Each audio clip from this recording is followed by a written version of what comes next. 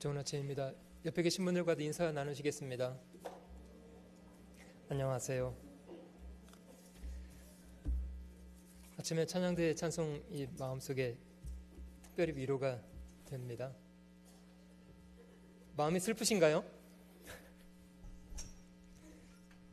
슬플 때 주님을 바라보시면 주께서 위로를 주시리라고 믿습니다.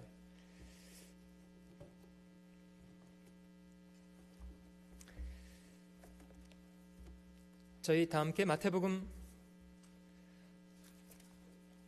5장을 함께 찾아보도록 하겠습니다. 주님의 산상수훈의 말씀 중에 마태복음 5장 13절로 16절 사이를 제가 한 절 읽고 여러분들 읽으시는 방법으로 교독해 보겠습니다. 마태복음 5장 13절로 16절 사이입니다.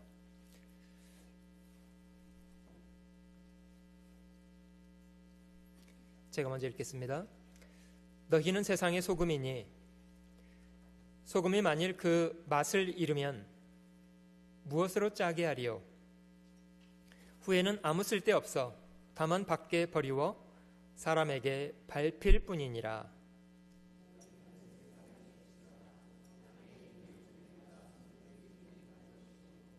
사람의 등불을 켜서 말 아래 두지 아니하고 등경 위에 두나니 이러므로 집안 모든 사람에게 비추느니라.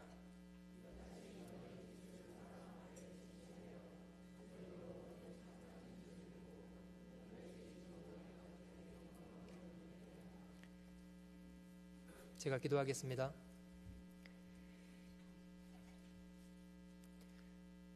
찬송과 경배를 받으시기 합당하신 귀하신 우리 주님, 이 땅과 모든 만물을 창조하시고 저희를 지으셔서 이 땅에 살아가게 하시고 매 순간 저희의 모든 필요를 공급하심으로 연약한 저희가 주님의 귀한 은혜 안에 살아갈 수 있도록 인도해 주시니 진심으로 감사드립니다.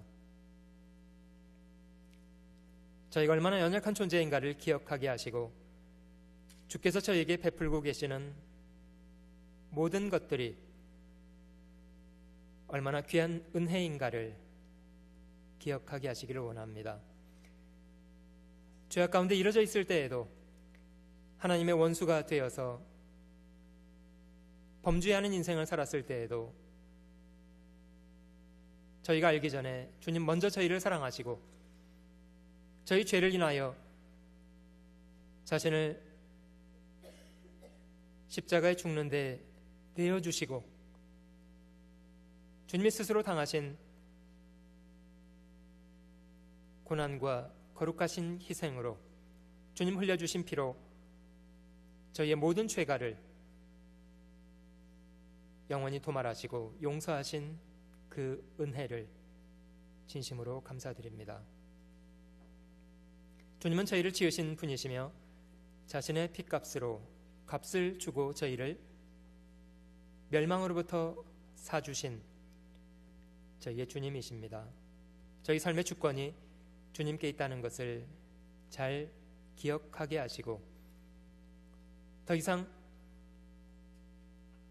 인간의 헛된 욕망을 따라 범죄하는 인생을 살지 않게 하시고 겸손한 마음으로 주님을 배우고 주님 명하시는 모든 선한 명령 앞에 저희의 마음과 삶을 들여 선히 순종하여 살게 하시고 미약하나마 주님의 뜻하신 바 이 땅에 잘 이루게 하시고 잠시 잠깐 후에 저희 각 사람 주님 앞에 서게 되는 날 조금도 부끄러울 것이 없이 우리를 권하신 주님 다시 만나게 될 수 있도록 도와주시기 원합니다. 삶 속에 저희 각 사람과 늘 동행해 주시고 때마다 일마다 필요한 지혜와 능력으로 함께 해 주시고 저희 남은 생애가 우리를 권하신 주님을 영화롭게 하는 귀한 인생 되도록 도와주시기를 원합니다.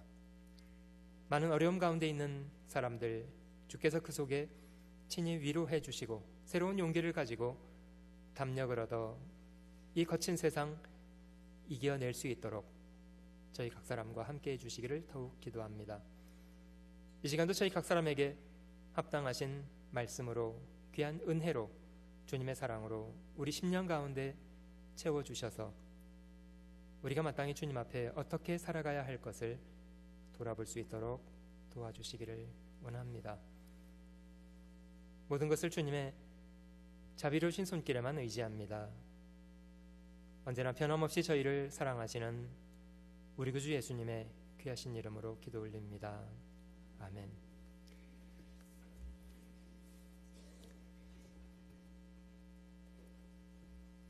세상을 사는 게 쉽지 않으시죠?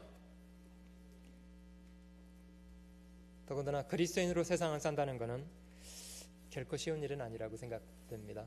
그리스도인으로 세상을 살아간다는 것. 오늘 제가 설교 제목을 정하다가요, 그리스도인으로 세상을 산다는 것, 세상을 사는데 그냥 세상 사람으로 산다면 별 문제가 없겠습니다만은 그리스도인으로 산다는 것은 그렇게 쉬운 일은 아닐 겁니다. 얼마 전 통계를 보니까요, 지구상에 75억까지는 안 되고요, 74억 얼만큼 되는 사람들이 이 땅에 살고 있다고 합니다. 물론 그 모든 사람들은 다 하나님이 지으셔서 이 땅을 살아가고 있겠습니다만은, 매 순간 하나님이 주시는 삶의 여건을 가지고 누리어 살고 있겠습니다만은, 정말 그들 가운데 자신을 지으신 분의 뜻, 자신을 지으신 분의 목적에 부합하게 살아가는 사람들은 얼마나 될까? 이걸 질문해 볼 때 참 소수겠구나, 이런 생각 들고, 저희가 정말 그리스도인들이라면, 하나님의 뜻 안에 살아가는 사람들이라면 우리에게 남겨진 생애를 어떻게 살아가야 될 것인가, 이런 걸 마음속에 찬찬히 질문해보고 우리가 어떤 태도를 가지고 살 것인가를 좀 잘 배울 수 있었으면 좋으리라고 생각합니다.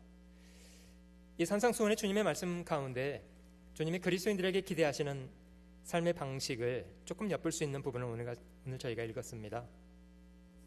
주님은 그리스도인들을 향해서 너희는 세상의 소금이다, 이렇게 말씀하시기도 하고, 너희는 세상의 빛이다. 이거는 단적으로 주님이 저희에게 기대하시는 역할에 대한 설명이라고 생각됩니다. 너희는 세상의 소금이기도 하고 세상의 빛이기도 하다. 소금도 소금 나름이겠습니다만은 자신의 역할을 잘 감당하는 소금, 반대로 이제 소금은 소금인데 자신의 역할을 다하지 못하는 소금, 짠맛을 잃어버린 소금. 여러분, 소금과 빛의 공통점 아시나요? 소금과 빛의 공통점 애써 한번 찾아보십시오. 어떤 공통점이 있습니까? 소금과 빛이 가지고 있는 공통점이 있다면 자기 희생. 소금도 맛을 내려면 자기를 녹여야만 하고, 나무도 자기를 태워야만 빛이 나고, 또 소금은 그 부패를 막아주는 그런 능력 있고요, 일광소독합니다마는 빛도 이제 부패를 막아주는 그런 역할 하고요. 소금을 많이 먹으면 어떤 증상이 생기냐면요, 소금을 많이 섭취하면 목이 탑니다. 그래서 물을 찾게 됩니다. 사람이 햇빛에 오래 나가 있으면 목이 탑니다. 어떤 공통점을 좀 찾아내볼 수 있으리라고 여겨지는데요, 세상 사람들이 그리스도인들과 함께 생활하게 되면 이상하게 이제 편안함을 좀 느끼게 되고요. 왜냐하면 이기적이지 않고 이타적인 그런 생각을 가지고 살고, 그리고 또 세상 사람들은 자기밖에 모르고 희생하려고 하지 않는 그런 데에 비해서 이제 그리스도인들은 좀 자기 희생적인 그런 태도를 가지고 있고, 세상 사람들은 조금만 내버려두면 그냥 확 부패해버리잖아요.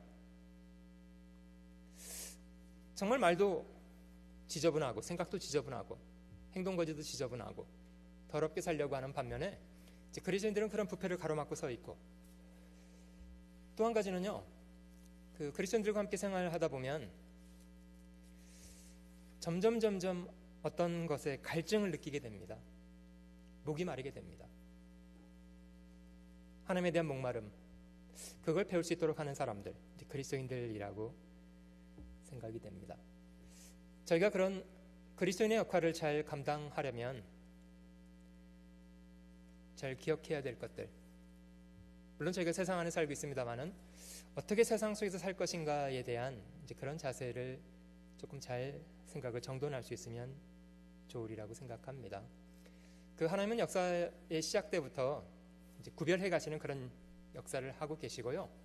반면에 이제 세상은 어떻게든지 그리스도인들을 세상과 혼잡되도록 그렇게 만들어 가려고 합니다. 하나님이 빛과 어둠을 구별하시고, 그리고 7날 중에 마지막 날 7일째는 이제 거룩한 날로 구별하셨습니다. 하나님이 자꾸 구별하시는 일을 하시고 싶어 하십니다. 반대로 세상은 저희를 자꾸 혼잡하게 만들어 가려고 합니다.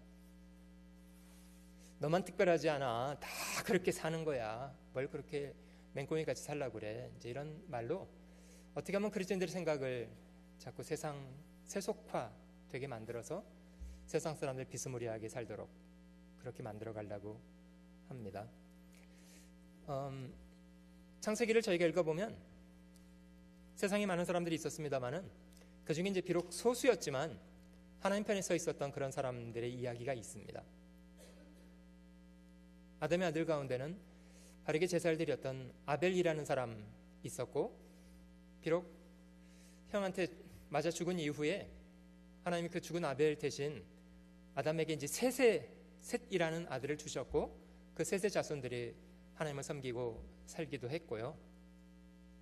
안타까운 건 세월이 지나가면 그런 신앙을 가지고 살던 사람들도 많이 이제 세속화되기도 하고 세상에 물들기도 하고 그렇게 되는 것 같아요. 그 노아라는 사람이 태어났을 당시에는 그 셋의 자손들 가운데 그 더 이상 하나님 편에 서 있는 사람들은 거의 사라졌고, 다 이제 가인의 자손들처럼 세속화돼 버렸고, 남아있는 사람이라고는 그 노아 가족 한 가족을 제외하고는 다 이제 세상 쪽으로 가버렸고, 그것이 더 이상 이제 하나님이 세상을 남겨둘 수 없는 그런 이유가 되어서 이제 노아 시대의 대홍수라는 심판을 집행하셨다, 이렇게 성경은 기록하고 있습니다. 제가 그 돈과 그리스도인의 관계를 전에 설명드리면서 그 돈을 세상, 그리스도인들을 배, 돈을 물, 그리스도인들은 배, 이렇게 이제 비교해서 설명드렸던 적이 있는데요. 그 배는 물을 떠나서는 존재하기 어려운 거 아닙니까? 근데 배가 있어야 될 위치를 생각해 보면 배는 항상 물 위에 떠 있어야만 배로서의 의미를 다할 수가 있습니다. 근데 그렇지 않고요. 그 배가 물 위에 떠 있지 않고 그 물이 뱃속에 들어가면 어떻게 되나요? 물이 뱃속에 들어갔습니다. 배가 50%가 잠기고 더 들어갔습니다. 80%가 잠기고 더 들어갔습니다. 90%가 잠기면 어떻게 되죠? 배는 배로서의 역할을 다 할 수 있습니까? 잠수함 말고요. 배요. 물이 뱃속에 들어가면 배는 더 이상 배로서의 역할을 다 할 수 없게 됩니다. 여러분, 분명히 그리스도인들도 우리가 살아가는 삶의 터전이 세상 아닙니까? 우리가 세상에 살고 있는데 만약에 세상이 이제 그리스도인들의 마음을 파고 들어와서 그리스도인의 마음을 30%를 잠식하고 50%를 잠식하고 80%, 90%를 세상에 집어삼키면, 그러면 그렇게 되면 더 이상 그리스도인답지는 않은 그런 사람.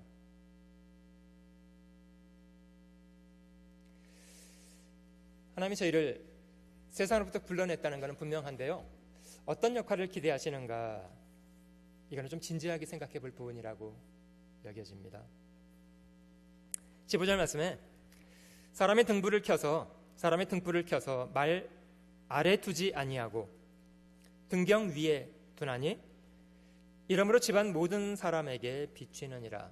어떤 사람이 등불을 켰답니다. 등불을 킨 이유는 그 등불을 가지고 기대하는 역할이 있었기 때문이랍니다. 그런데 등불이 자신의 역할을 다하려면 자신이 있어야 될 위치가 있는 것이다, 이렇게 말씀하시는데요. 등불을 켰다면 등경 위에 올려두어서 그 빛이 집안 사람들에게 보게 하기 위한 거다. 등불을 켰는데 그걸 말 아래 갖다 두거나, 또 다른 성경에는 평상 아래 두거나 속에 감추어 놓는다면 그건 등불을 켰지만 무의미한 일이 돼버린다. 등불은 자신의 위치에 처해야 될 위치가 분명히 있는 것이다. 우리가 그리스도인들이라면 저희가 굳이 열심히 저희 자신을 그리스도인입니다 이렇게 말하고 다니지 않아도 사람들에게 주목을 받습니다. 그리고 많은 사람들이 저희 삶을 조심스럽게 주목하고 있습니다. 정말 말만 그렇게 하는지 실제 그렇게 사는지를 그들은 주의해서 보고, 과연 저희가 빛 가운데 살아가고 있다면 그런 빛에 대한 이유를 우리에게 묻고 싶어 할 겁니다. 주님은 이 말씀 속에 16절에 이같이 너희 빛을 사람 앞에 비추게 하여 저희로 너희 착한 행실을 보고 하늘에 계신 너희 아버지께 영광을 돌리게 하라. 우리도 전에는 다 세상 속에서 죄악 가운데 살아왔던 사람들이었습니다마는 이제는 저희가 그런 죄로부터 건짐을 받았고 하나님의 백성이 되었고 하나님의 자녀가 되었고 하나님의 도움 가운데 살아가고 있는 그런 사람들이 되었다면, 아직 그 세상의 어둠 속에 사단의 종노릇하고 있는 사람들에게 그 하나님의 행하신 일을 그들 앞에 전해주는 그런 역할을 해야 되는데요. 저희가 그러기 위해서 가장 좀 진지하게 생각하고 살펴봐야 될 것, 주님이 주신 빛을 세상 사람들에게 잘 전달해 줄 수 있도록 하는 역할은 저희 몫입니다. 그 등불도 오랫동안 닦아두지 않고 그름이 꽉 껴있는 그런 상태의 등불은 빛이 바깥으로 잘 못 나갑니다. 그래서 주님이 저에게 주신 빛을 가능하면 사람들에게 잘 보게 해서 우리 삶이 그들 앞에 이제 그리스도를 잘 비춰주는, 우리 스스로 발광을 할 수는 없겠습니다만은 주님이 주신 빛을 그들에게 잘 전달하고, 결과적으로 우리 삶이 조금이나마 많은 사람들을 복음 앞으로 차근차근 인도해 가는 그런 역할을 잘 감당할 수 있으면 좋겠다는 생각이 듭니다. 하나님께서 역사 속에 구별해 가셨던 그런 과정은 우상 숭배하는 동네에서 아브람이라는 사람을 이제 구별하시기 시작하셨고, 아브람 자손 가운데도 이스마엘이라는 종의 자식이 있었습니다마는 이삭이라는 사람을 따로 구별하셨고요. 이삭의 두 아들 에서와 야곱 가운데는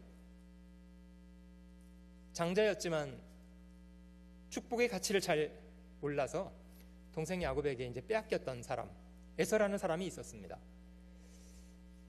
하나님은 비록 자격은 없는 사람이었지만 야곱이 하나님의 축복에 대한 목마름을 가지고 형의 장자권을 뺐던 야곱을 하나님은 사랑하셨고 그에게 언약하시고 그 야곱의 12아들을 자신의 백성으로 이제 구별하셨고, 그 중에 이제 레위 지파를 따로 구별하시기도 하고요. 나시린을 구별하시기도 하고요. 그거는 자신의 뜻과 목적을 위해서 사람들을 자기 걸로 인정하신 이제 그런 과정을 이야기합니다. 하나님 이스라엘 민족의 역사 속에 이제 몇 가지 기억할 만한 그런 일을 하셨는데요. 그 민족의 이름 자체를 이제 강을 건너온 사람들이라는 뜻으로 히브리인이라는 그런 명칭을 붙이게 되었습니다. 아브라함이 가나안 땅을 들어갈 때 유브라데 강을 건너갔던 경험이 있었고요. 그리고 그들이 애굽을 탈출해서 가나안 땅으로 가는 과정 속에 홍해를 건너갔습니다. 그리고 나중에 가나안 땅에 들어가기 직전에는 요단 강을 건너갔던 적이 있습니다. 이런 과정들은 실제로 자신의 부끄러운 과거와 단절하고 그들에게 새로운 삶의 기회를 부여하고 싶어 하시는 이제 그런 하나님의 마음을 보여주는 것이라고 생각이 됩니다. 오늘 저희가 이제 출애굽의 사건을 잠깐 살펴보려고 하는데요. 출애굽기를 한번 저희가 찾아보겠습니다. 창세기에 요셉이라는 사람을 통해서 기근을 피해서 이스라엘 사람들이 애굽이라는 나라에 피난해서 들어가게 되었고, 요셉의 사후에 그 애굽의 왕 바로 왕에게 사로잡혀서 그들은 400년 가까이를 애굽에서 종노릇하는 그런 사람으로 400년을 보내게 되었습니다. 그들은 몹시 고통스러운 그런 시간 속에 있었고, 그들의 조상이 하나님 앞에 기도했고요. 하나님은 모세를 그들에게 보내셔서 자기 백성을 이끌어내도록 이제 보내신 사건이 출애굽기의 내용입니다. 그 당시 애굽은 사실 문명권의 중심, 모든 문명의 중심이었고, 그 바로는 그 애굽을 치리하는 최고 권력자였습니다.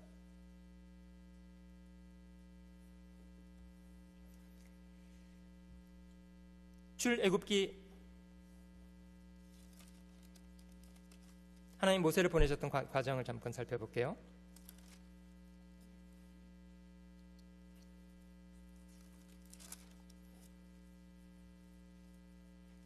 (7장) 말씀을 한번 찾아보도록 하겠습니다. 출애굽기 7장입니다.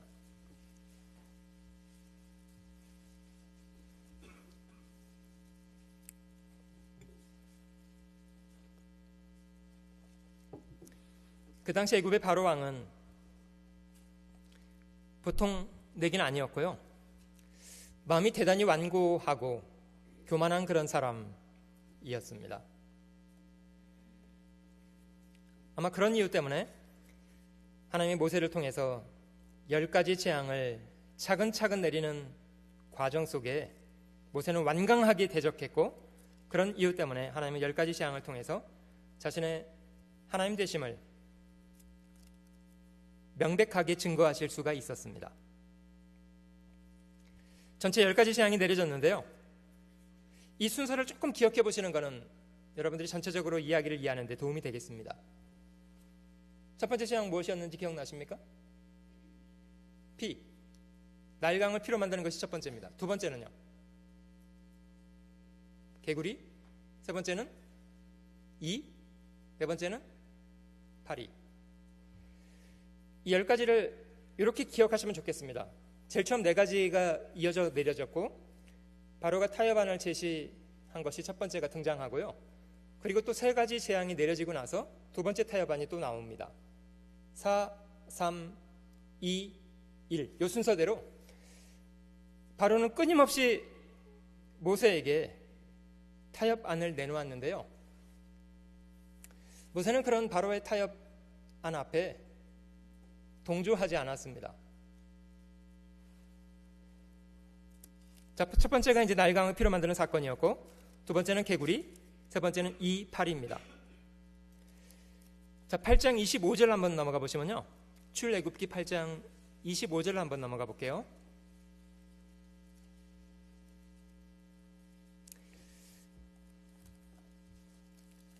하나님이 바로의 마음을 완강케 하셨다는 그런 말씀이 뒤에 기록되어 있습니다만은 처음부터는 아니고요. 먼저는 바로가 자기 마음을 완강케 했다는 것이 먼저고, 나중에는 하나님이 간섭하셔서 바로를 완강케 하셨습니다. 8장 25절 한번 보시면 네 번째 재앙이었던 파리 재앙 이후에 비로소 이제 바로가 모세와 아론을 부릅니다. 25절, 바로가 모세와 아론을 불러 이르되 너희는 가서 이 땅에서 너희 하나님께 희생을 드리라. 모세가 가로되 그리하면 불가하니이다. 우리가 우리 하나님 여호와께 희생을 드리는 것은 애굽 사람의 미워하는 바이온즉 우리가 만일 애굽 사람의 목전에서 희생을 드리면 그들이 그것을 미워하여 우리를 돌로 치지 아니하리이까. 27절은 같이 읽어봅니다. 우리가 사흘길쯤 광야로 들어가서 우리 하나님 여호와께 희생을 드리되 우리에게 명하시는 대로 하려 하나이다.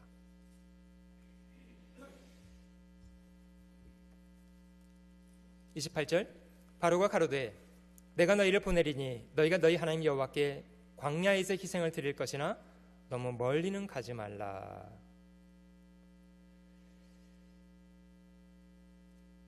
물론 그렇다고 해서 바로가 백성을 보낸 것은 아닙니다. 모세가 기도해서 파리 재앙이 중단되자마자 바로는 또 마음을 바꿨습니다. 8장 마지막 절에도 그러나 바로가 이때에도 마음을 완강케 하여 백성을 보내지 아니하였더라. 그래서 세 가지 재앙을 더 내리게 되었고 악질 재앙, 독종, 그리고 우박 재앙, 이런 세 가지 재앙이 더 내려지고 나서야 바로는 또 모세와 아론을 불러서 또 타협안을 또 이야기했습니다. 9장 넘어가 볼게요. 우박을 통해서 밭의 모든 채소가 이제 꺾여졌던 그런 상황이 되고 나서야 바로가 또 불렀습니다. 27절, 9장 27절입니다. 바로가 사람을 보내어 모세와 아론을 불러 그들에게 이르되 이번은 내가 범죄하였노라. 여호와는 의로우시고 나와 나의 백성은 악하도다. 여호와께 구하여 이 뇌성과 우박을 그만 그치게 하라. 내가 너희를 보내리니 너희에게 다시는 머물지 아니하리라.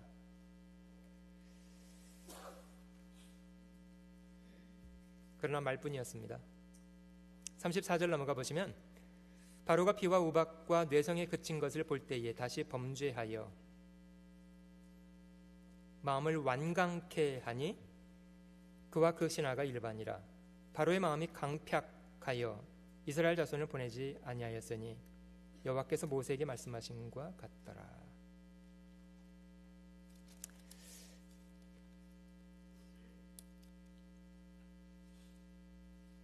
물론 뒷부분에는 하나님이 개입하셔서 바로를 완강케 하셨다는 그런 기록이 있습니다만은 처음부터 그랬던 것은 아니고요. 바로가 스스로 자기 마음을 완강케 하고 교만을 부렸다는 사실 때문에 하나님이 그를 끝에는 완강케 하셨습니다. 바로가 이런 세 가지 재앙이 더 내려지고 나서야 바로가 또 타협안을 제시하고 있습니다. 10장 8절로 넘어가 보시면 10장 8절입니다. 모세와 아론을 바로에게로 다시 데려오니 바로가 그들에게 이르되 가서 너희 하나님 여호와를 섬기라. 갈 자가 누구누구뇨? 11절입니다. 그는 불가하니 너희 남정만 가서 여호와를 섬기라. 이것이 너희의 구하는 바니라. 이에 그들이 바로 앞에서 쫓겨나니라.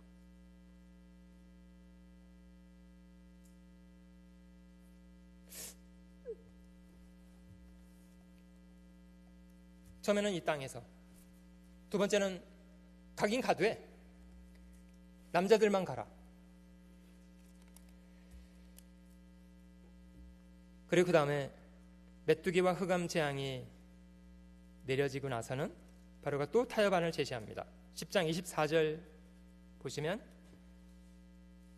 바로가 모세를 불러서 이르되 너희는 가서 여호와를 섬기되 너희 양과 소는 머물러 두고 너희 어린 것은 너희와 함께 갈지니라.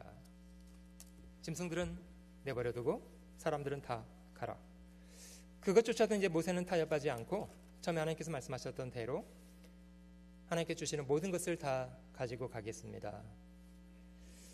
아까 저희가 사흘길이라는 내용을 살펴보았습니다만은 결국 이제 마지막 10번째 재앙으로 장자가 죽는 재앙을 바로가 경험하고 나서야 하나님 앞에 무릎을 꿇었고 이스라엘 사람들은 애굽을 드디어 탈출하게 되는 그런 대탈출을 하게 되는 과정을 얻게 되었습니다. 그들은 400년간 애굽의 종로를 타던 사람이었고 그들에게 바로는 신이었습니다. 그런 바로에게 모세가 가서 자기 백성을 놓으라고 이야기했고 이제 그런 과정을 지켜보는 이스라엘 사람들은 어떤 생각을 했겠습니까? 처음 바로가 그들에게 여호와께 희생을 드리라고 허용할 때 너희가 여호와께 희생을 드려라. 그러나 이 땅에서 하라. 이렇게 말할 때 아마 그들 가운데 어떤 사람은 야, 이게 어디야? 이런 생각을 할 사람도 있었으리라고 생각됩니다. 왜냐하면 그들은 400년간 하나님께 대해서는 아무것도 한 바가 없었기 때문입니다.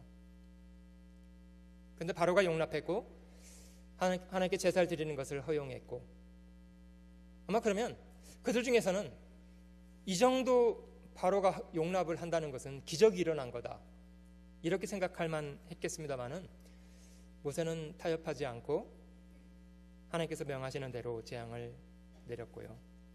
마지막 10번째 재앙이 내려지고 나서야 바로는 모든 것을 다 허용했습니다.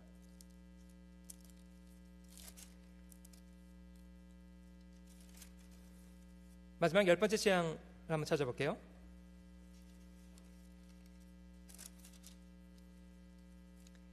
장자가 죽는 재앙 이후에 12장 31절입니다.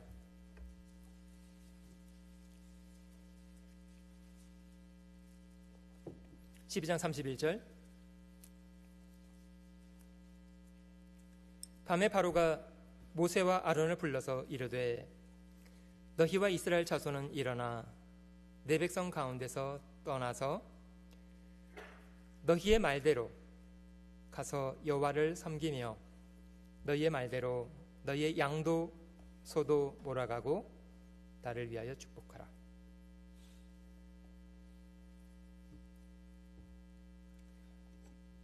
모세가 말했던 3일길의 의미 좀 저희가 진지하게 묵상해 보고 싶습니다만은, 실제 모세가 처음 바로왕 앞에 3일길을 광야로 들어가겠다고 말할 때 그거는 3일길을 들어갔다가 돌아오겠다는 그런 뜻의 이야기는 아니었습니다. 사실 그거는 바로를 떠나서 이제는 더 이상 세상과 바로를 섬기는 그런 사람으로 살지 않고 이제는 하나님을 섬기는 사람으로 살겠다는 그런 뜻이었습니다. 이 성경의 3일길은 구약 성경에 많이 반복되어 있는 그런 예언입니다만은 여러분들 생각을 좀 기억을 더듬어 내보겠습니다. 성경에 나와 있는 3일길, 어떤 사건이 또 기억나십니까? 창세기 22장에 아브라함이 자기 독자를 드렸던 그런 사건에서도 아브라함이 살던 곳을 떠나서 하나님이 지명하시는 곳까지 걸어갔던 시간, 이 3일길이었습니다. 3일 만에 모리아산에 이르렀고 3일 동안 마음속에 포기하고 있었던 자기 독생자의 생명을 하나님은 3일 만에 기적적으로 아브라함 마음속에 돌려주셨습니다. 물론 이 창세기 22장의 기록도 실제 한 사건의 모형이 되고요. 그 구약성경 요나라는 책에 하나님의 명령을 순종하지 않고 하나님을 거스려서 도망가던 선지자 요나라는 사람을 하나님이 굴복시켰던 방법은 물고기 뱃속에 집어넣어서 3일 3야를 보내게 하셨던 사건이었습니다.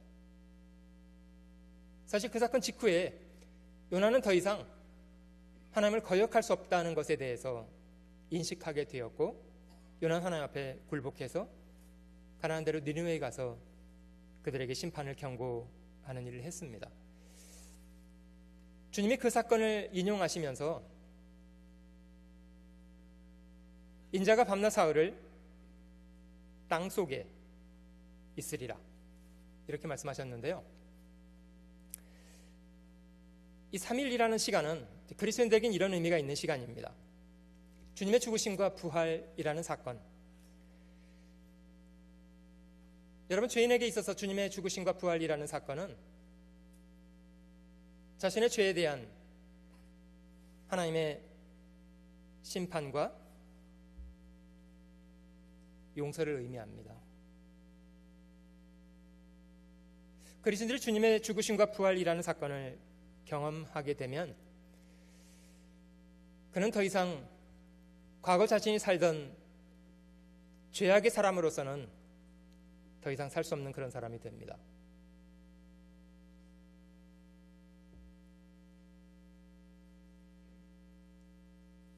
가족을 배반하고 아버지를 등지고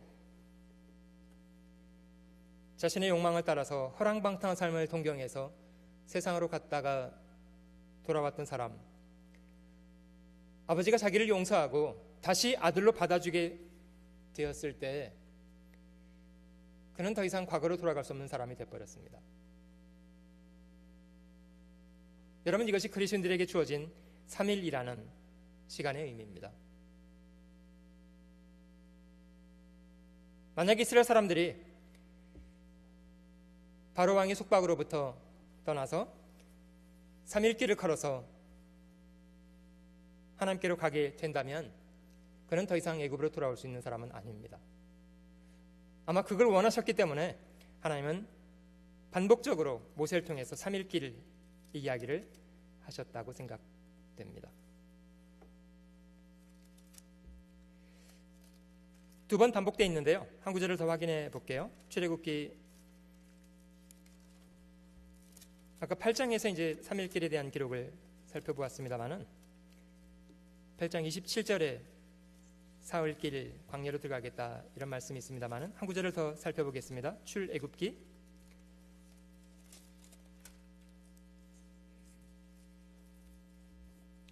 3장입니다.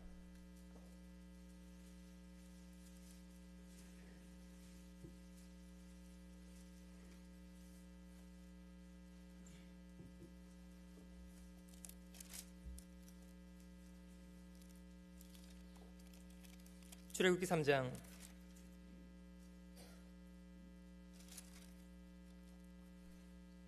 18절 보시면 그들이 네 말을 들으리니 너는 그들의 장들과 함께 애굽 왕에게 이르기를 히브리 사람의 하나님 여호와께서 우리에게 임하셨은즉 우리가 우리 하나님 여호와께 희생을 드리려 하오니 사흘길쯤 광야로 가기를 허락하소서 하라. 한 구절을 더 확인해 봅니다. 5장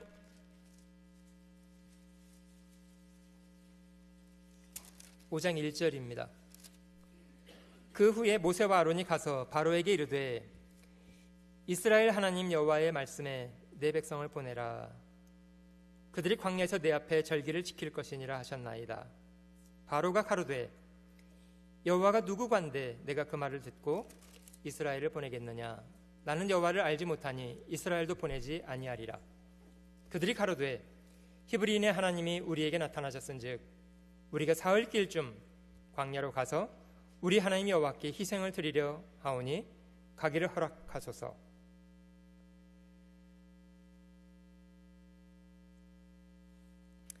아마 바로는 사흘길쯤 백성이 하나님을 섬기러 나가면 다시는 돌아오게 되지 않으리라는 것을 인식했는지 완강하게 저항했고 10가지 재앙이 내려지는 과정 속에 바로는 결국 하나님 앞에 굴복하게 되었습니다.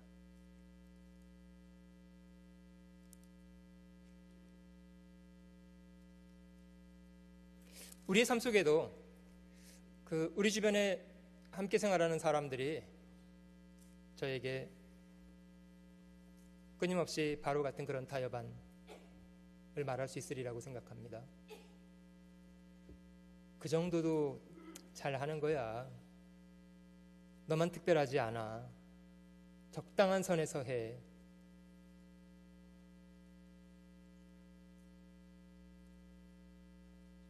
마치 그렇게 타협하는 것이 지혜로운 삶의 방식인 것처럼, 만약에 모세가 바로의 타협안을 받아들이고 적당한 선에서 타협했다면 그러면 출애굽은 있지 않았으리라고 생각합니다.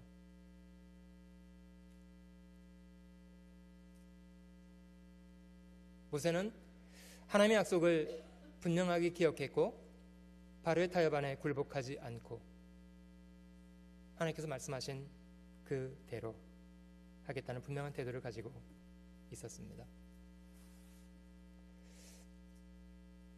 오늘 저희가 함께 살펴봤던 주님의 산상수훈의 말씀 가운데도 맛을 잃은 소금, 등경 위에 있지 못한 등불, 불행하지만 자신의 역할을 다 하지 못하는 그리스도인이지만 다분히 세속적인 아니면 타협되어 있는 그런 사람들. 소금의 맛을 잃으면 무엇으로 짜게 하리요?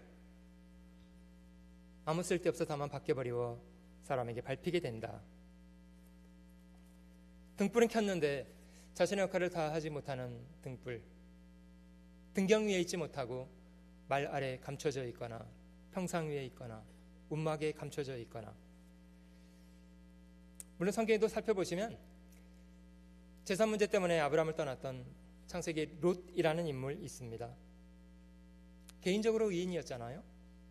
그런데 그의 삶을 통해서는 하나님의 뜻하신 바를 다 하실 수 없는 그런 삶이 되었습니다.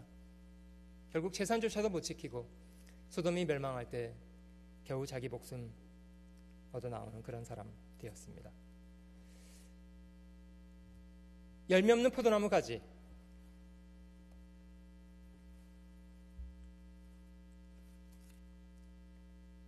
요한복음 15장도 한번 찾아보겠습니다.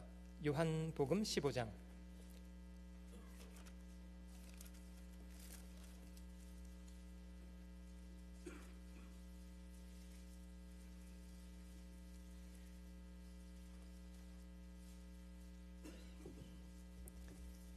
요한복음 15장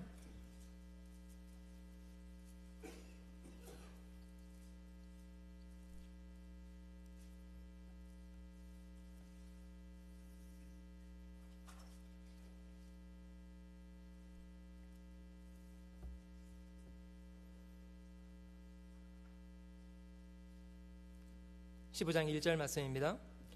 내가 참 포도나무요 내 아버지는 그 농부라. 무릇 내게 있어 과실을 맺지 아니하는 가지는 아버지께서를 제해 버리시고 무릇 과실을 맺는 가지는 더 과실을 맺게 하려 하여 이를 깨끗게 하시느니라. 너희는 내가 일러준 말로 이미 깨끗하였으니 내 안에 거하라. 나도 너희 안에 거하리라. 가지가 포도나무에 붙어 있지 아니하면 절로 과실을 맺을 수 없음같이 너희도 내 안에 있지 아니하면 그러하리라. 나는 포도나무요 너희는 가지니 저가 내 안에 내가 저 안에 있으면 이 사람은 과실을 많이 맺나니 나를 떠나서는 너희가 아무것도 할 수 없음이라.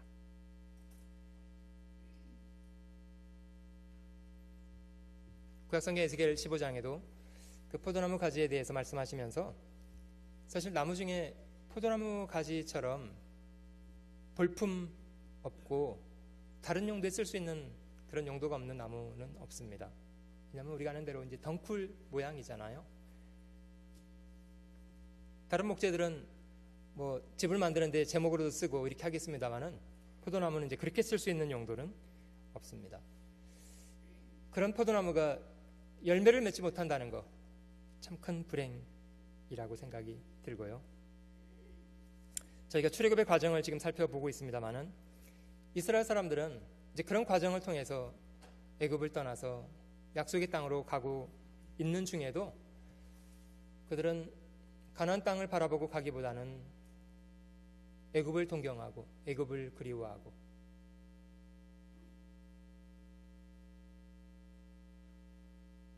자신의 바로 왕의 종노릇 하던 때를 동경하고 그래도 그때는 고깃가마 옆에서 고깃국이라도 얻어먹고 살았는데 이 광야에서는 이 만나 외에는 먹을 것도 없고 이런 원망을 반복하고 그렇게 살았습니다.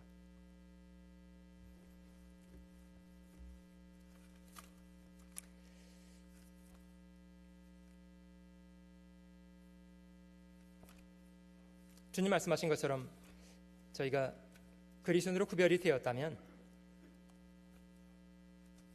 자신을 구별하고 주님이 기대하시는 역할을 잘 감당할 수 있도록 필요한 준비를 하는 것이 좋으리라고 여겨집니다. 신약성경 고린도 후서도 한번 찾아보도록 하겠습니다.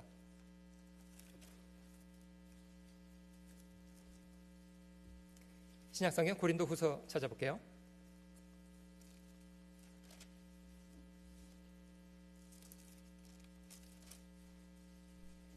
6장 말씀을 한번 찾아봅니다.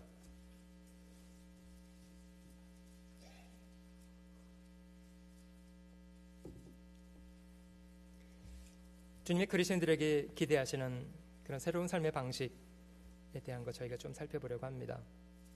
고린도 후서 6장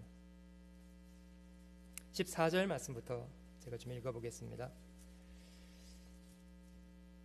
고린도 후서 6장 14절입니다. 너희는 믿지 않는 자와 멍에를 같이 하지 말라. 의와 불법이 어찌 함께하며 빛과 어둠이 어찌 사귀며 그리스도와 벨리알이 어찌 조화되며 믿는 자와 믿지 않는 자가 어찌 상관하며 하나님의 성전과 우상이 어찌 일치가 되리요. 우리는 살아계신 하나님의 성전이라. 이와 같이 하나님이 가라사대 내가 저희 가운데 거하여 두루 행하여 나는 저희 하나님이 되고 저희는 나의 백성이 되리라 하셨느니라. 그러므로 주께서 말씀하시기를 너희는 저희 중에 나와서 따로 있고 부정한 것을 만지지 말라. 내가 너희를 영접하여 너희에게 아버지가 되고 너희는 내게 자녀가 되리라. 전능하신 주의 말씀이니라 하셨느니라. 7장 1절은 같이 읽어봅니다. 그런즉 사랑하는 자들아 이 약속을 가진 우리가 하나님을 두려워하는 가운데서 거룩함을 온전히 이루어 육과 영의 온갖 더러운 것에서 자신을 깨끗게 하자. 여러분 잘못 이해해서 이제 저희 중에 나와서 따로 있으라는 말을 물리적으로 그들과 격리해서 믿는 사람들끼리 따로 살아가는 것을 생각하지는 않아야 합니다. 그런 것을 말하는 것은 아니기 때문입니다. 그 미국에서도 보니까 그 믿는 사람들끼리 자기들끼리 이제 거룩하게 살아보겠다고 세상으로부터 따로 격리돼서 이제 자기들끼리 사는 그런 사람들이 있더라고요. 그 펜실베니아주에 제가 랑카스타 카운티를 한번 가본 적 있었는데요. 이제 거기 아미시라고 하는 사람들이 삽니다. 그 사람들은 지금 우리 시대 사람들이 사용하는 뭐 자동차, 전기, 전화기 이런 거 쓰지 않고 뭐 지금도 마차를 타고 다니고 주로 이제 농사 짓고요. 아주 독특한 삶의 방식을 지금도 고집하는 그런 사람들이 있더라고요. 그들이 그렇게 사는 이유는 그 세상으로부터 자기를 구별하기 원했기 때문이래요. 그래서 세상 죄인들로부터 자신을 구별해서 함께 모여 살고, 그들의 집은 보통 이제 전기줄이 보통 집에 들어가는데 전기가 연결되어 있지 않습니다. 제가 한번 물어봤거든요. 당신들은 왜 전기를 사용하지 않습니까? 이렇게 답변하더라고요. 세상과 연결되어 있잖아요. 그래서 끊어버렸대요. 세상과 연결되어 있는 선이기 때문에 끊어버리고. 그렇게 살라는 것을 말하는 건지 한번 좀 다시 질문해 보겠습니다. 고린도 전서 5장도 한번 찾아봅니다. 고린도 전서 5장입니다.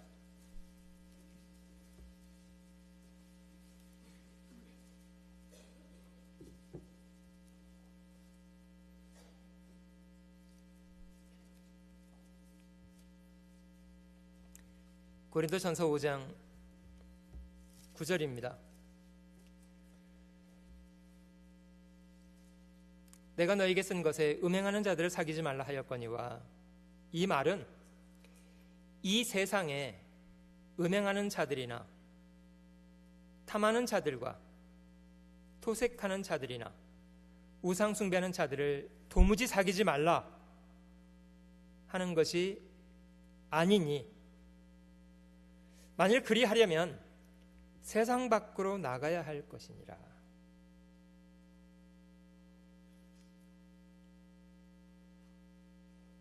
그런 사람들 사귀지 않겠다고 세상 밖으로 나간 사람들이 그런 사람들입니다. 여러분, 주님이 저에게 기대하시는 것은 저희가 세상 안에 살고 있지만 마음으로는 죄로부터 구별하고 자기 마음을 거룩하게 해서 세상 속 죄악 가운데 살고 있는 사람들을 어떻게든지 이제 건져내는 그런 역할을 해줄 것을 주님이 저에게 요구하신다는 겁니다. 저희는 세상에 살고 있습니다. 세상에 죄악 가운데 있는 사람들을 함께 만나고 살고 있습니다. 저희가 그들에게 주님의 행하신 이 복음을 전해 주려면 그럼 그들과 물리적으로 구별하는 것이 필요한 것이 아니고 함께 살아가지만 그들에게 선한 모범을 보이고 그들에게 복음을 이야기해서 그들을 한 사람 한 사람 복음 앞으로 이끌어내 주는 것이 저희의 역할입니다. 요한복음 17장도 한번 저희가 찾아보도록 하겠습니다. 주님이 죽으시기 전 마지막 제자들을 위해서 했던 긴 기도가 요한복음 17장 기록되어 있습니다마는 주님이 무엇을 기도하고 계신지를 조금 살펴보겠습니다. 요한복음 17장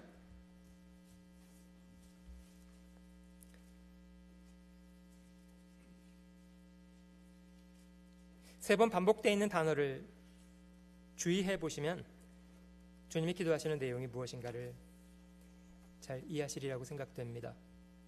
17장 11절 나는 세상에 더 있지 아니하오나 저희는 세상에 있사옵고 나는 아버지께로 가옵나니 거룩하신 아버지여 내게 주신 아버지의 이름으로 저희를 보전하사 우리와 같이 저희도 하나가 되게 하옵소서. 여기 보전해 달라는 그런 기도가 있습니다. 주님이 제자들을 세상에 남겨놓고 가시는 그런 입장에서 하나님 앞에 그 제자들을 의뢰하는 기도입니다. 하나님 저희를 보전케 해주세요. 이렇게 기도하고 있습니다. 12절 내가 저희와 함께 있을 때에 내게 주신 아버지의 이름으로 저희를 보전하와 지키었나이다.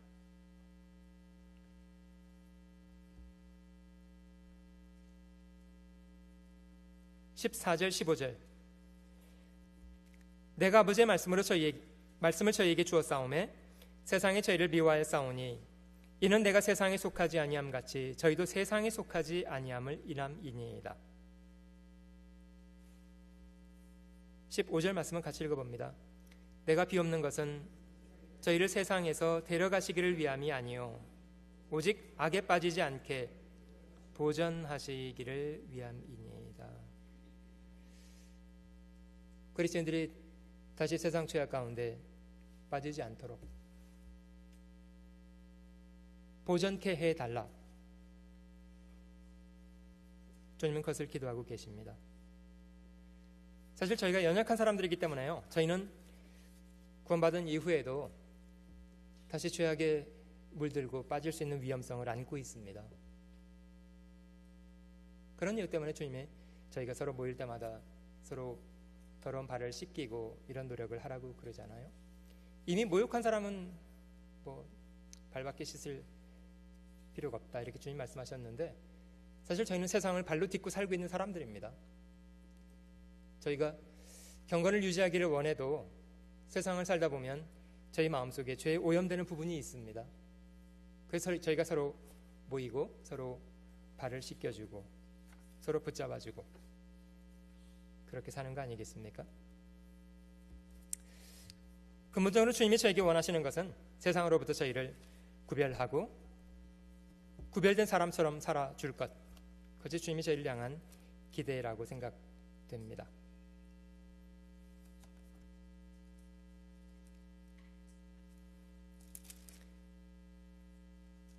고린도전서 다시 한번 돌아가 볼게요. 고린도전서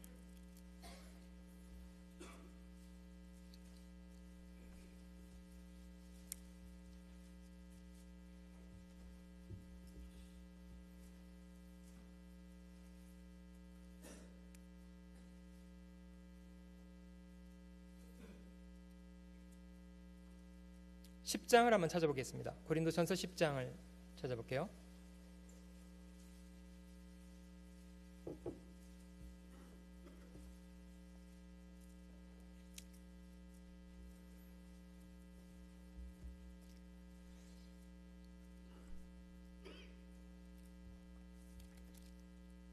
주님의 그리스도인들에게 기대하시는 역할을 저희가 좀 살펴보고 있습니다. 10장 24절 말씀을 보시면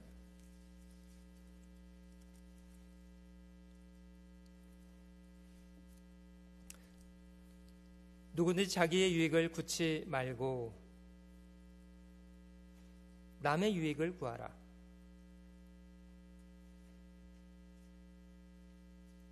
우리도 과거는 다 자기 이기적인 욕망을 쫓아 살던 사람들이었고 그것을 자유라고 생각하고 살던 사람들이었습니다. 과거 사람의 정욕을 따라 이 땅을 살던 사람들이었습니다마는 주님은 다시는 사람의 정욕을 쫓아 살지 않고 오직 하나님의 뜻을 쫓아 살도록 하기 위함이다 이렇게 말씀하십니다마는 그 그리스도인들이 자기 희생적인 사람이 되어야 된다는 것은 그 자기 유익을 추구하는 그런 사람이 되기보다는 자기보다는 다른 사람의 유익을 부지런히 구하는 그런 삶을 배우기를 바라시는 겁니다. 그것이 곧 하나님의 영광을 위한 길이기도 하고요. 이 성경 전체는 그 우상의 제물에 대해서 그거 아무것도 아니라고 먹는 것이 잘하는 것이 아니라 그런 자기 기준으로 행동하기보다는 연약한 자를 부지런히 살피고 자기 유익보다는 다른 사람의 유익을 구하는 편에서 행동하는 것이 더 잘하는 거다. 이제 이걸 말하는 책입니다. 좀 넘어가 보시면 31절. 그런즉 너희가 먹든지 마시든지 무엇을 하든지 다 하나님의 영광을 위하여 하라. 유대인에게나 헬라인에게나 하나님의 교회에나 거치는 자가 되지 말고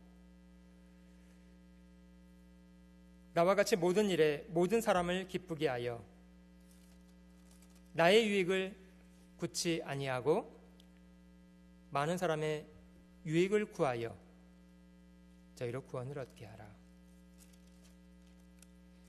이게 이제 그리스도인들이 살아가는 삶의 방식이라고 생각됩니다. 그 빛과 소금의 주님이 비유하신 것처럼 그 자신의 유익을 구하기보다는 자신을 희생해서 다른 사람의 유익을 부지런히 구하고 어찌하든지 그들의 마음을 복음 앞으로 이끌 수 있도록 자기 희생적인 그런 삶을 배우는 것, 그것이 주님이 저에게 기대하시는 그런 삶의 방법입니다.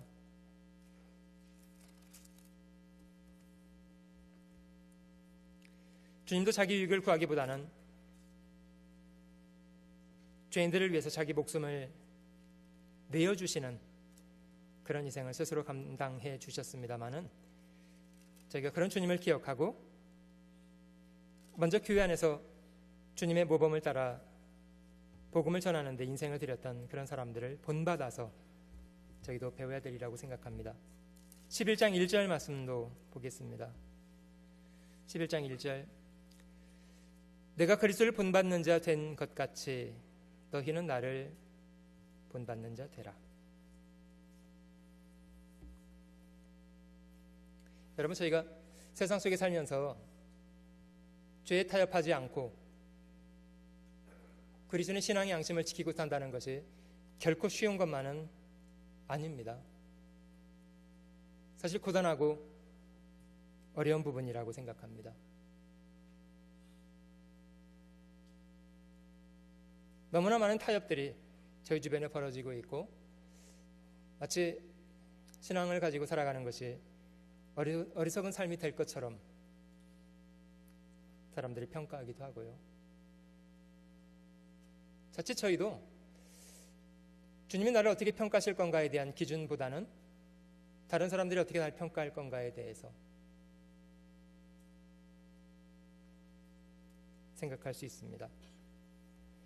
그럴수록 저희가 말씀으로 자신을 돌아보고 우리를 지으신 분이 누구신가에 대한 분명한 발견을 늘 잊지 않도록 하고 내 삶의 주격이, 내 삶의 주인이 누구신가에 대한 것 질문해보고 과연 주님이 원하시는 바가 무엇인가를 거듭 질문해 보면서 사는 것이 현명하다, 이렇게 생각됩니다.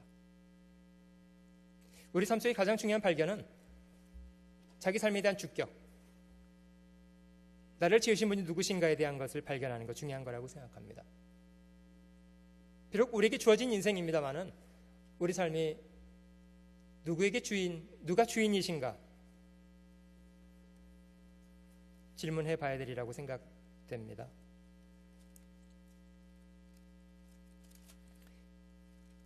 조금 앞으로 성경 넘겨볼게요. 고린도 전서를 한번 조금 앞으로 더 넘겨보겠습니다. 고린도 전서 6장을 한번 찾아보겠습니다.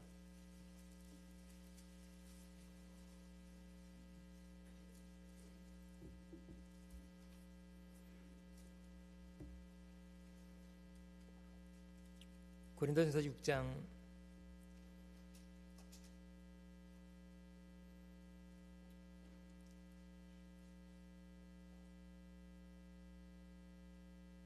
19절입니다.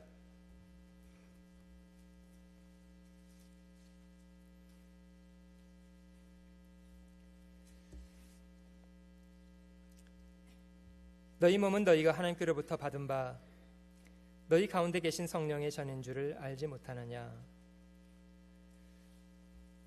너희는 너희의 것이 아니라 값으로 산 것이 되었으니 그런즉 너희 몸으로 하나님께 영광을 돌리라.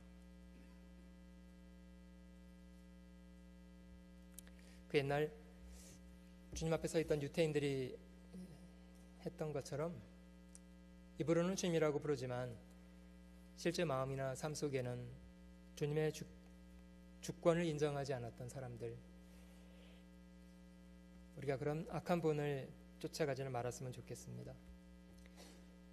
누가복음 6장에 너희가 나를 불러 주여 주여 하면서도 어찌하여 나의 말하는 것은 행치 않느냐, 이런 주님의 아쉬운 말씀이 있습니다마는 우리도 주님을 주님이라고 부르고 있는 그런 사람들입니다마는 실제 저희 삶 속에 과연 주님이 저희 주인 된다는 것을 인정하고 과연 주님이 기뻐하시는 것을 순종하고 살고 있나, 이런 거는 잘 질문을 받으면 좋겠습니다. 실제 아쉬운 부분은 우리 삶 속에 너무나 많은 부분이 주님이 기뻐하시는 것보다는 그냥 자신이 기뻐하는 대로 그렇게 결정하고 살지 않습니까? 주님이 아무리 원하셔도 자신이 원치 않기 때문에 행하지 않고, 주님이 아무리 하라고 말씀하셔도 자기가 기뻐하지 않기 때문에 거절하고, 이런 것은 실제 주님의 주권에 대해서 저희가 존중하지 않는 그런 삶의 방식 같지 않습니까? 먼저는 저희가 성경을 통해서 주님의 뜻을 발견하는 것 중요하겠습니다마는 발견하는 만큼 주님이 원하시는 대로 차근차근 순종해서 살아가는 그런 삶을 배워야 되리라고 생각합니다. 이 백성이 입술로는 나를 존경하지만 마음은 내게서 멀다. 입으로는 주님을 가까이 하고 주님이라고 부르고 이렇게 합니다마는 실제 마음으로는 존중하지 않고 주님의 뜻보다는 자기의 원하는 대로 살고자 하고, 이런 건 주님을 마음으로 경멸히 여기는 그런 삶의 방식이라고 생각이 듭니다. 주님이 원하시는 일인가를 질문해보고, 그리고 과연 내가 세상을 살면서 내 주변에 있는 사람들에게 주님이 기대하시는 역할을 잘 감당하고 있는가, 이런 것도 좀 돌아보시면 좋겠습니다. 아무쪼록 한두 사람이라도 구원할 수 있도록 내가 단지 직장에 나가서 얼만큼의 돈을 벌기 위해서 시간을 보내고 있는 것인지, 아니면 내가 만나는 모든 곳에서 내가 복음을 전해야 될 사람들에게 정말 해야 될 일을 하고 있는가. 물론 자신에게 주어진 일을 잘 감당하지도 못하는 사람이 복음만을 전하겠다고 이야기하는 것이 적절하지는 않습니다. 그러나 저희가 어찌하든지 내가 만나는 사람들에게 복음을 전해야 된다는 그런 부담감, 그런 것은 잘 가지고 있어야 된다고 여겨집니다. 우리가 선하게 행동하려고 하는 것도 그런 부담감 때문이지 않습니까? 저희의 선치 못한 그런 행동이 복음을 전하는 것에 장애를 일으킨다는 부담감 때문에 더 선하게 행동하려고 하고, 더 내가 손해보고 내가 희생하려고 하고, 저는 그게 그리스도인으로서는 이기는 거라고 생각합니다. 세상적으로 너무 약삭빠르고 너무 계산적이고, 그러면 뭐 손해는 안 보겠습니다만은 복음을 전하는 것에는 오히려 마음을 다 잃어버리는 그런 결과를 낳을 수도 있습니다. 주님 먼저 자신을 희생해서 우리 죄를 담당해 주시기도 하고, 많은 신앙의 선배들이 주님을 본받아서 자기를 희생하고 그렇게 살아준 것을 저희도 이제 본을 삼아서 저희도 자신을 희생하고 사람들에게 부끄럼 없이 복음 전할 수 있도록 할 수 있으면 좋으리라고 생각됩니다. 마태복음 6장 5장 한번 다시 돌아가 볼게요.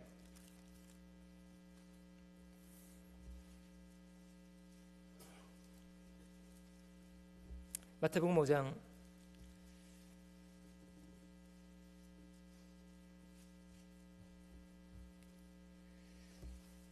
'주님의 그리스도인들에게 기대하시는 근본적인 역할을 이 소금과 등불, 이 두 가지를 가지고 저희가 좀 생각하고 있습니다. 저희가 세상의 소금이라면, 세상의 빛이라면 세상 앞에 저희가 어떤 사람으로 살 것인가에 대해서 더 진지하게 생각해보고, 16절을 설명하는 것처럼 우리의 착한 행실, 단지 복음 없이 위선적으로 착한 척을 하는 그런 행동이 아닌 정말 마음에서 중심에서 우러나는 그런 선한 동기를 가지고 사람들에게 착한 행실을 보일 필요가 있겠습니다. 16절 제가 다시 한번 읽어봅니다.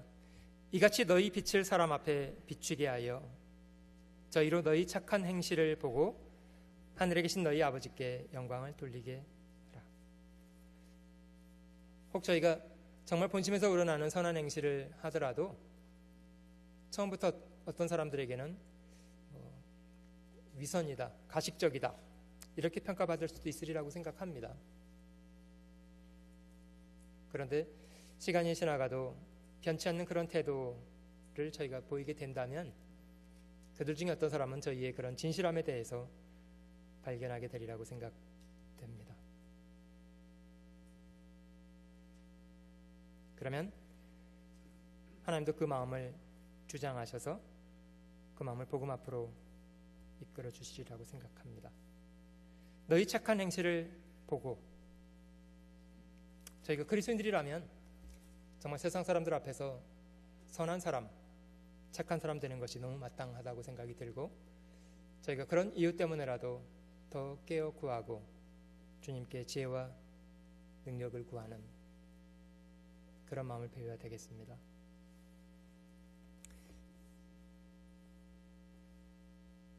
올해 처음 준비하고 있는 대전도 집회가 한 주 앞으로 다가왔습니다마는 저희가 복음을 전한다는 것이 얼마나 귀중한 일인가에 대한 것도 마음에 잘 생각해 보시고, 저희 주변에 함께 살아가고 있는 우리 이웃들에게 어떻게 하든지 복음을 전할 수 있는 그런 기회가 되도록 기도하면서 집회를 준비할 수 있으면 좋겠습니다.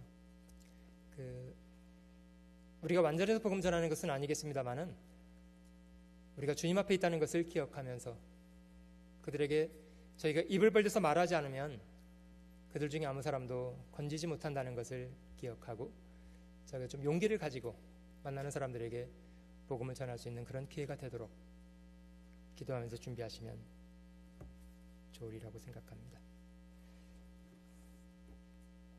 잠깐 기도하겠습니다.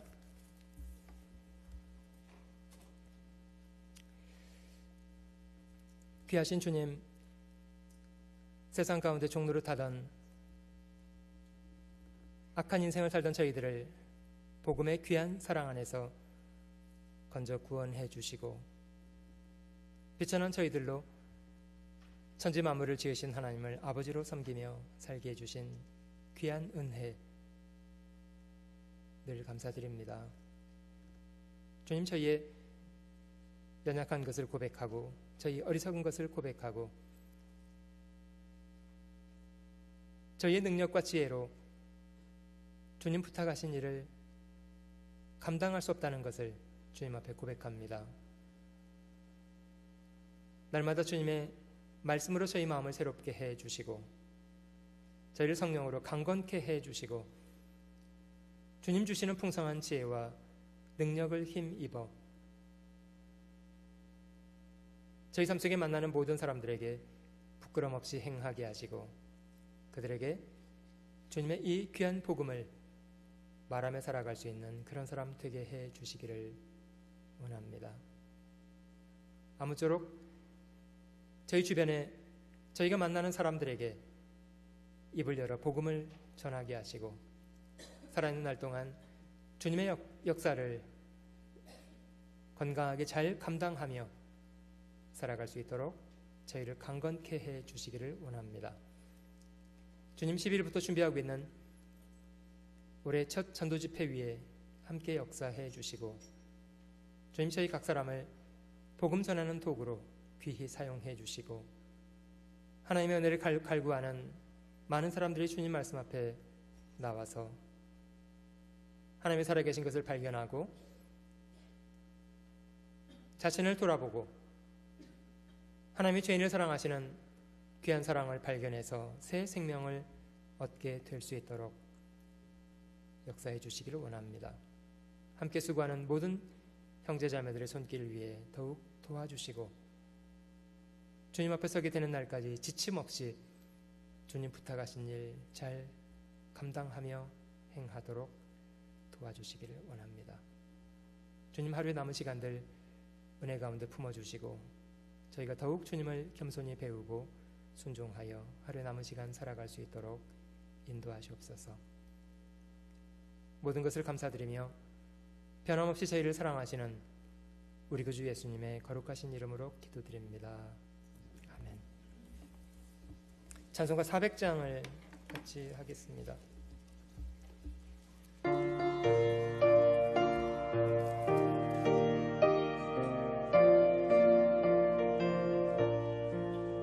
주의 진리 위에 십자가 군기 하늘 높이 쳐들고 주의 군사 되어 용맹스럽게 찬송하며 나가세 나가세 나가세 주 예수만을 위하여 목숨까지도 바치고 싸움터로 나가세 원수들이 비록 강할지라도 주의 굳게 붙잡고 주의 진리 위에 용기 다하여 분발하여 싸우세 나가세 나가세 주 예수만을 위하여 목숨까지도 바치고 싸움터로 나가세 산과 들과 바다 가는 곳마다 주의 군기 날리며 반갑고도 기쁜 승리의 소식 온 세상에 전하세 나가세 나가세 주 예수만을 위하여 목숨까지도 바치고 싸움터로 나가세 원수들은 이미 예수의 손에 하나 없이 패하고 주의 군기 많이 영광스럽게 온 누리에 빛나네 나가세 나가세 주 예수만을 위하여 목숨까지도 바치고 싸움터로 나가세